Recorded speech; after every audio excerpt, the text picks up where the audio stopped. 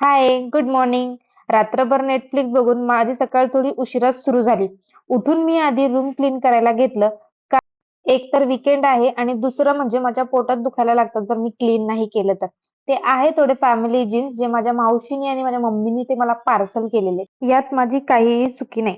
जेवण वगैरे करून आम्ही निघालो क्रोमाला कारण धन्नूला फोन बघायचे होते कारण ती 2 फोनमध्ये जरा कन्फ्यूज होती आणि तिथे गेल्यावर तिचे डाउट्स क्लिअर झाले. तर दादांनी एवढे फीचर्स सांगितलेत ना नवीन, की मला माझ्याच फोनवर आता डाऊट यायला लागले.